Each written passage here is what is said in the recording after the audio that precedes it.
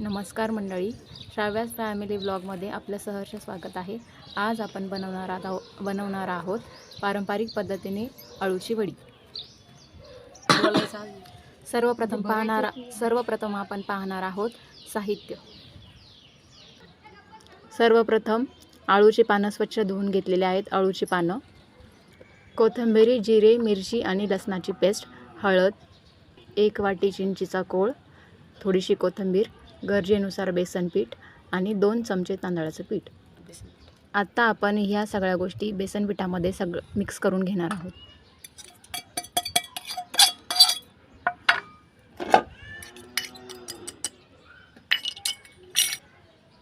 गरजेनुसार मीठ। आता आपण हे मिश्रण थोडंसं पाणी टाकून मिक्स करणार आहोत। अशा पद्धतीने आपण मिक्स करून घेणार आहोत। जास्त पातळही नाही आणि जास्त घट्टही नाही। आता आपण अळूच्या पानांवर थोडंसं लाटणं फिरवणार आहोत, कारण त्यांना मिश्रण चांगलं लागण्यासाठी। अशा पद्धतीने आपण सर्व पानांना असं लाटण्याने करून घेणार आहोत। घशात खवखव होऊ नये किंवा घशाला कुठलाही त्रास होऊ नये यासाठी आपण पानांना चिंचेचा कोळ लावून घेणार आहोत।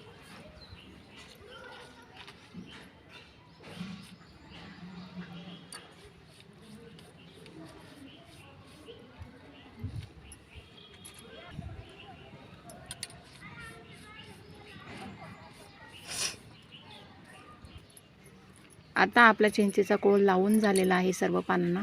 आता आपण मिक्स केलेलं मिश्रण पानांना पूर्णपणे लावून घेणार आहोत।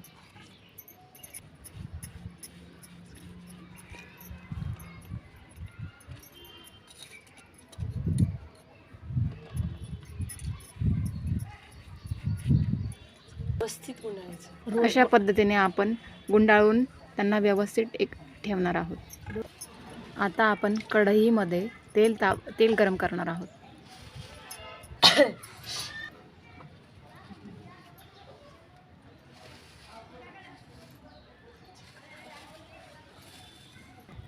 आता आपण पाहूया तेल किती तापले ते। अशा प्रकारे आपण सर्व पानांना मिश्रण आपलं लावून घेतलेलं आहे। आता आपलं तेल तापलेलं आहे। आता आपण वड्या तेलामध्ये सोडणार आहोत।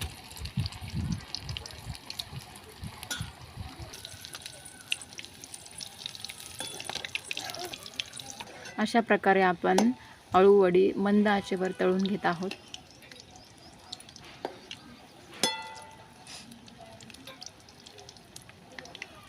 अशा प्रकारे आपली अळूवडी तयार झालेली आहे तळून। अशा प्रकारे आपली अळूवडी रेडी झालेली आहे, तळलेली। अशा प्रकारे आपल्या सगळ्या वड्या तयार झालेल्या आहेत तळून।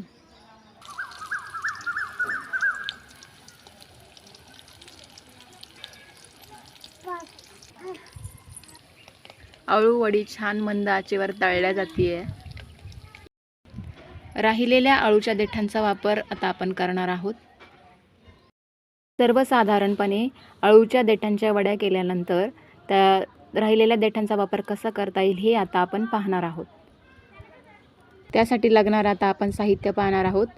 अळूचे देठ सर्वप्रथम स्वच्छ धुवून त्याची सालं काढून त्याचा बारीक काप केलेले आहेत। कोथिंबीर आणि राहिलेल्या अळूच्या पानांच्या वड्यांचं मिश्रण आपण बेसन पिठामध्ये मिक्स करणार आहोत आणि वरतून थोडीशी कोथिंबीर। आता आपण ते एकजीव करणार आहोत। थोडंसं पाणी घालू मिश्रण आपण त्याची धिरडी तयार होतील इतकं सैलसर करणार आहोत। चुलीवर आता आपण तवा तापत ठेवलेला आहे। तवा तापलेला आहे आपला। आता आपण त्यावर आपलं मिश्रण टाकणार आहोत।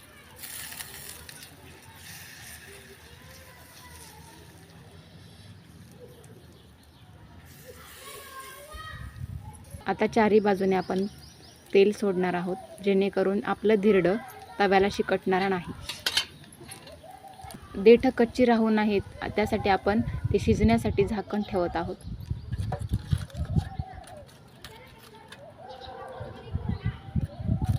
धिरड्याच्या कडा आपण आता मोकळ्या करून घेणार आहोत। आणि आपण दुसऱ्या बाजूने त्याला पुन्हा शिजवण्यासाठी टाकणार आहोत. भाजण्यासाठी. अशा प्रकारे आपण आता दुसऱ्या बाजूने धिरडं भाजत आहोत.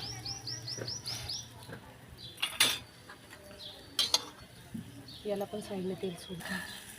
चारी बाजूने आपण पुन्हा ते भाजण्यासाठी तेल सोडत आहोत.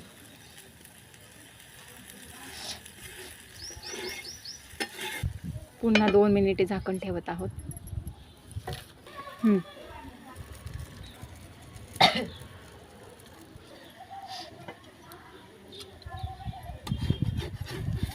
अरे बी दुसऱ्या बाजूनेही आता आपण छान पद्धतीने भाजून घेणार आहोत.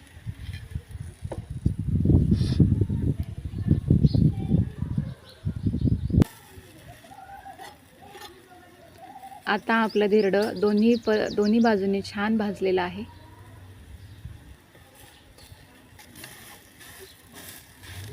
आता रोडला तवा आपली तयार आहे आपली खुसखुशी. मंडळी. तर तयार आहे आपल्या अळूच्या पानांची वडी आणि धिरडे एकदम क्रिस्पी.